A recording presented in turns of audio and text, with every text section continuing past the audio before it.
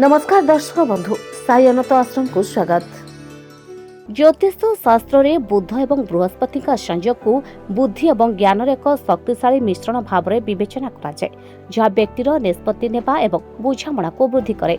ए दुईटी ग्रहर संयोग शिक्षा, लेखा, व्यवसाय एवं परिचालन में विशेष सफलता आनी। जेतेबेले बुध एवं बृहस्पति नव पंचम थांती, यह अत्यंत शुभ एवं सौभाग्यवान बोली विवेचना कराए।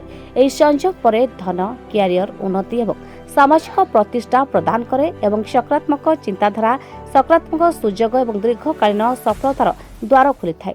दीर्घ पंचांग अनुसार 23 फेब्रुआरी 2026 सोमवार दिन राति 1:29 आरंभ होई बुध एवं बृहस्पति परस्पर ठारू 120 डिग्री कोणीय दूरतार अवस्थान करिवे, जहाँ नव पंचम जोग सृष्टि करिवो। एही संयोगरु तीनोटी राशि सर्वाधिक लाभवान हेबे बोली आशा करा जाउछि। मिथुन राशि नवपंचम जोग आपणको पई अत्यंत शुभ संकेत प्रदान करुछि। बुध आपणको राशिर शासक, तेणु आपणको आत्मविश्वास वृद्धि पाइब। निष्पत्ति शीघ्र एवं सठिक हेब। शिक्षा, लेखा, गणमाध्यम एवं व्यवसाय सहित जड़ित व्यक्ति माने यथेष्ट लाभ पाई परिबे। अटकी रहितबा प्रकल्प गुड़िक प्रगति करिब। आपणको आर्थिक स्थिति रे उन्नति हेब। आयर नूतन उच्च देखा जाई पारे। कन्या राशि एही मिश्रण आपणको क्यारियर एवं आर्थिक व्यापार पई अनुकूल प्रमाणित होई पारे। बुधंको आशीर्वाद आपणको विश्लेषणात्मक क्षमता को सुदृढ़ करिब। कार्य क्षेत्र में आपणको योजना सफल हेब। वरिष्ठ अधिकारी माने आपणको काम द्वारा प्रभावित हेबे। आपणको पदोन्नति किंबा नूतन दायित्व मिल पारे।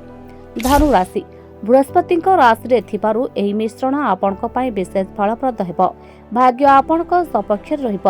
दीर्घ दिन धरी पड़ी रहितबा कार्यगुड़िक समाप्त होई पारे। व्यवसाय विस्तार पाई सुजोग आसिब। आर्थिक लाभ पाई नूतन सुजोग आसिपारे। विदेश किंबा दूर स्थानरू लाभ पाइबार संभावना रही।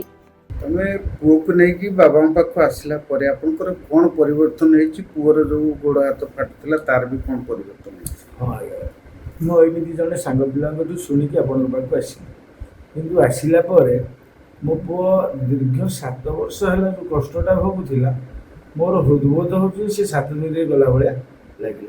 तेणुक बहुत सल्व हो जाए।